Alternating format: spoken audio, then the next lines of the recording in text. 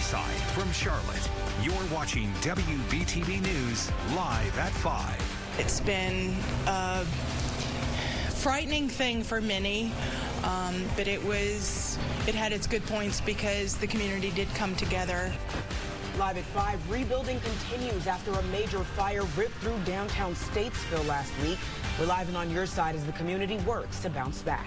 And live at 5, a popular Carolina dentistry office has now become the latest victim of a cybersecurity attack.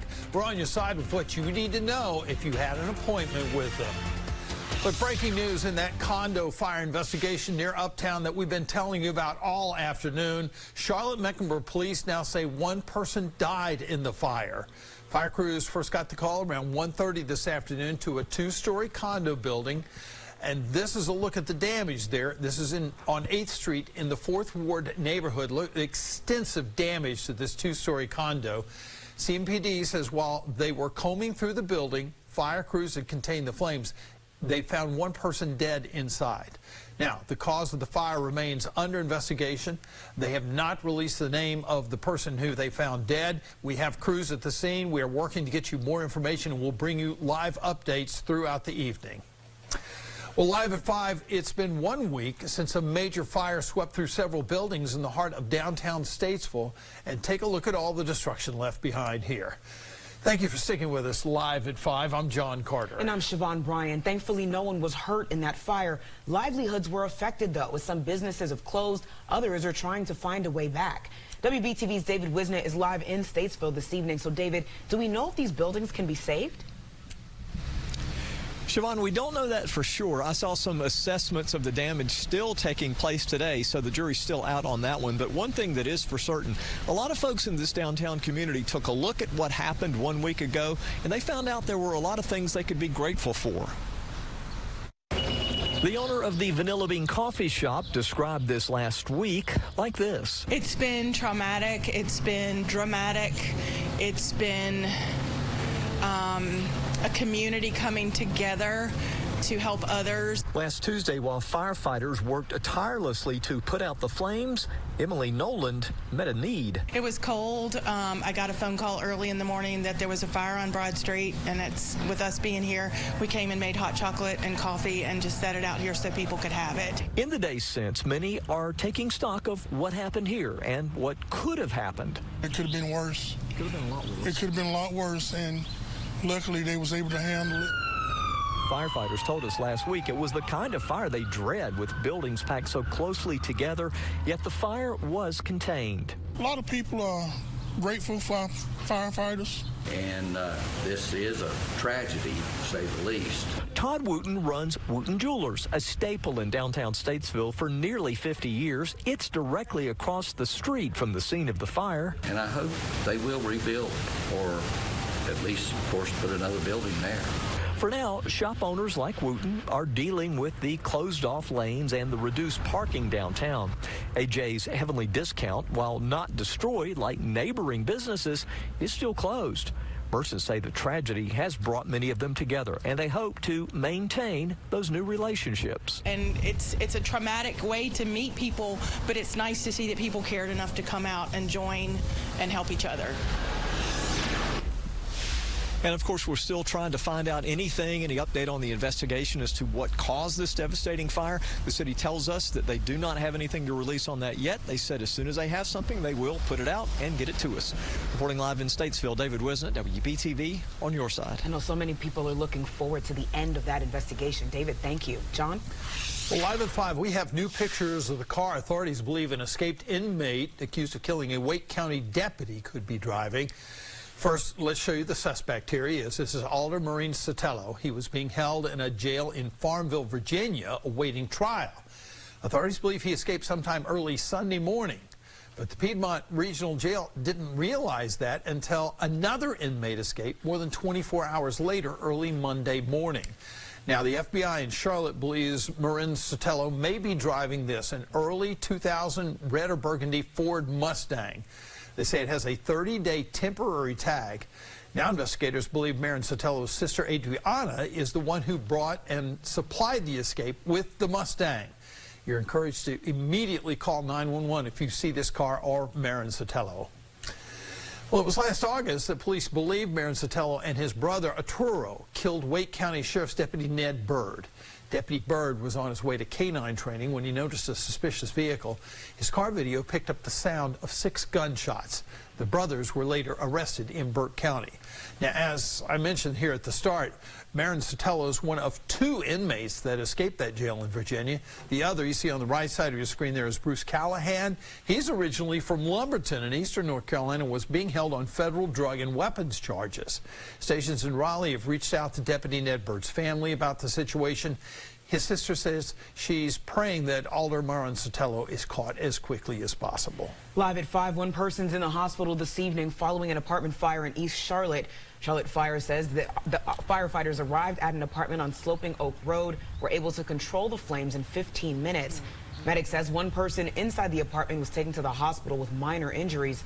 Charlotte Fire says this remains under investigation.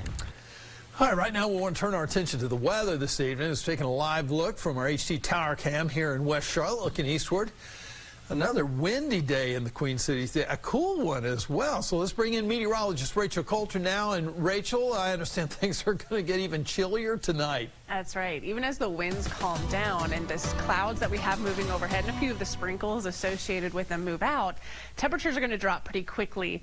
But let's walk you through this hour by hour, because certainly right now as you step outside, maybe for the first time in a little bit, it's still windy out there. Sustained winds around 12 miles per hour in Charlotte, but wind gusts are even higher than that.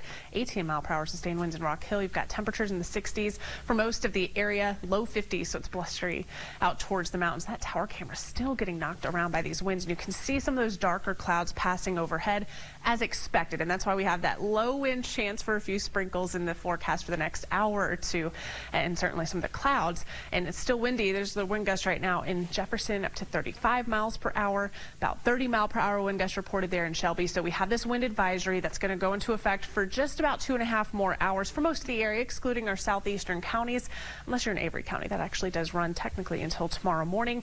Looking at radar looks pretty impressive, right, when you look at all those radars, but some of those are looking so far up in the sky. Let me show you what's actually making it down to the ground. Still seeing some of these light showers. That's that low end rain chance we had in the forecast from Albemarle to the south and east of Concord. A few of these sprinkles in and around the Charlotte metro. So don't be caught off guard if you're driving down the road and you see some sprinkles. That's going to be possible. Better rain chances into the weekend. That forecast a few minutes away. All right, thanks, Rachel. Live at 5, a story that could impact you and your family. Aspen Dental says almost all of its offices nationwide have fallen victim to what it's calling a cybersecurity incident. It's impacted a lot of folks who say they paid up front for services they can't get. The company put out a statement saying the hack affected its scheduling systems, phone systems, and other business applications. Well, that impacted some people's planned appointments. For Tanya Green, who lives in Summerville, South Carolina, left her out of money and out of a reliable place to get her teeth cleaned. I'm going to find me care somewhere else, and I don't know, hopefully I'll hear from them and find out, you know, what's the next step. What do we do as far as, you know, getting compensated. Aspen Dental has also not shared if any confidential patient information have been accessed during the hack, but it did say it believed it caught the incident early. So if you have an upcoming appointment, they say you should call the office to confirm that, and they'll talk you through what you need to know. Live at 5, imagine being forced to wait for an important letter or vital medication. It's what people in several rural communities say they're dealing with due to U.S. Postal Service delays. WBTV's Washington News Bureau reporter Jamie Bittner has more on what's driving that mail mishap. The U.S. Postal Service says most mail is delivered within 2.5 days. But in rural communities, people say that's not happening. Staffing problems are contributing to long waits and long lines at the post office. I started my conversations with the post office in 2018. For years, Dara McDonald says her small town of Crested Butte, Colorado, has been plagued with lengthy post office lines and parcel problems. Now the town, with a population of just over 1,500 people, is exploring its legal options.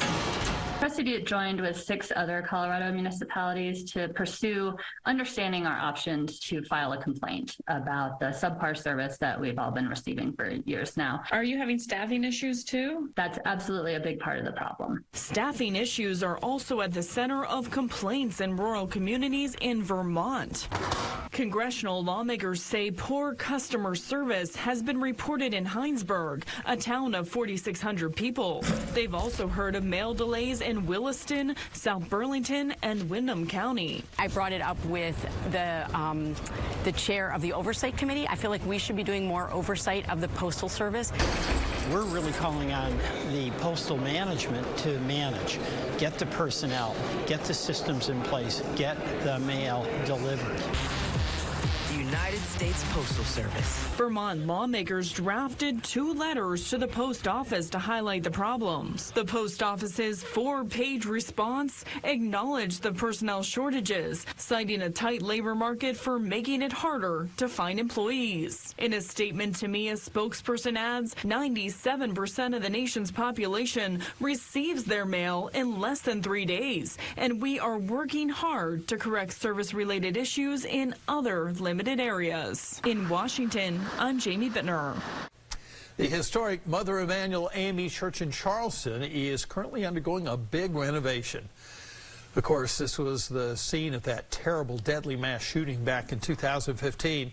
The church says the $2.7 million project will help to ensure it stays open for another 100 years. Again, it's a historic church. The pastor of Mother Emanuel AME, Eric Manning, says they want to make as few changes to the historic church as possible. He says the project started out of necessity after termites caused significant damage to some of the building's structure.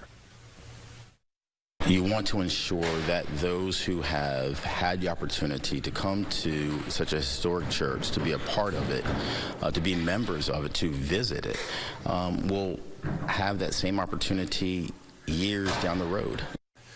Pastor Manning says they are reinforcing a few of the trusses inside the church and the balcony that holds the organ. They're also restuccoing and repainting the front of the church and the bell tower. Pastor Manning says phase 1 of the restoration project will likely wrap up by the end of June. Phase 2 will begin in about a year and a half. Putting a stop to lunch shaming in South Carolina's schools. We're on your side with the reason lawmakers say students shouldn't be singled out due to a lunch debt. And should high school athletes be able to cash in on their name, their image, and likeness?